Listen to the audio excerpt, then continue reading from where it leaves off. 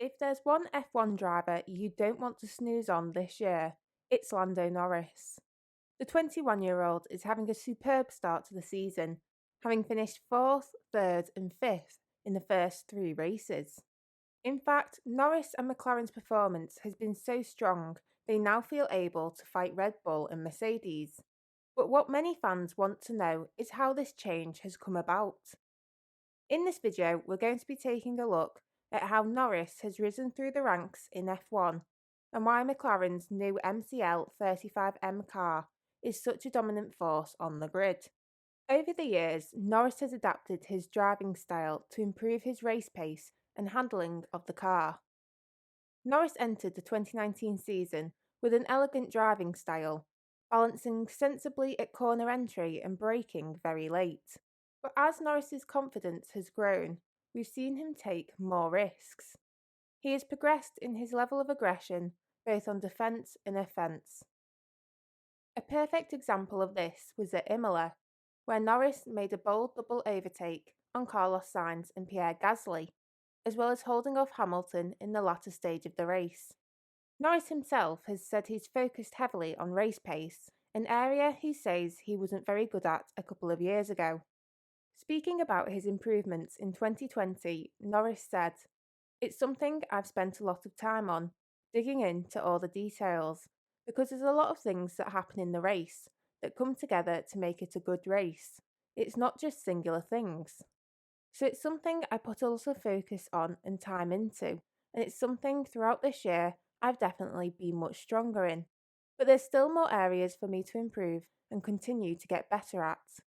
However, Norris isn't the only one to notice his maturity on track. McLaren team principal Andreas Seidel believes Norris has made the next step as a driver. He described his race in Bahrain as very controlled, pushing when he had to push and controlling it when he was in a position to control. Similarly, Norris's consistency has impressed McLaren, with them citing his ability to stay on targeted lap times and manage his tyres. Putting all this together has allowed Norris to secure a decent haul of points and race results.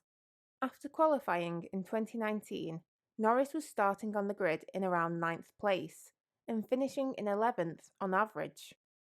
But 2020 was a big jump, as both Norris's qualifying and finishing placements improved.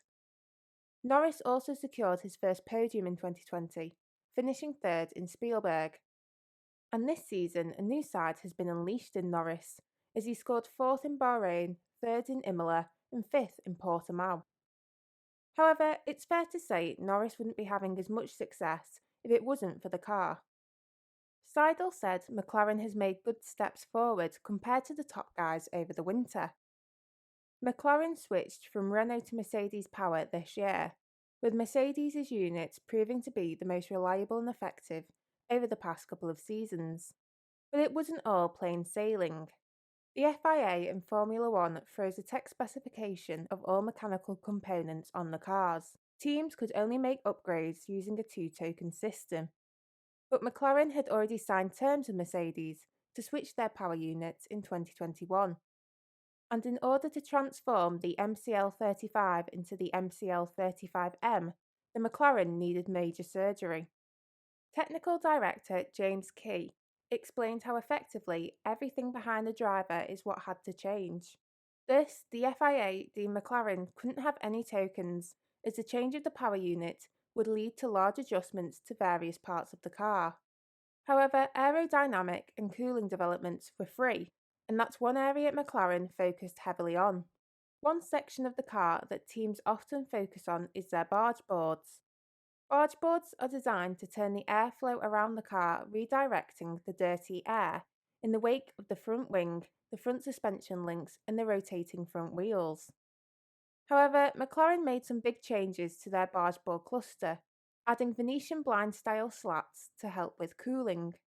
But one of the main talking points was their rear diffuser. The FIA also brought in rules around the device as part of a push to reduce downforce in the cars. They capped the height of strakes, making them 50mm shorter. Strakes are vertical elements within the diffuser that prove beneficial for delaying the stall of airflow. However, it appears McLaren found a way around the new limitation on the length of strakes, as theirs looked visibly longer. It said they found a loophole by attaching the strakes to the centre of the floor, which has been extended.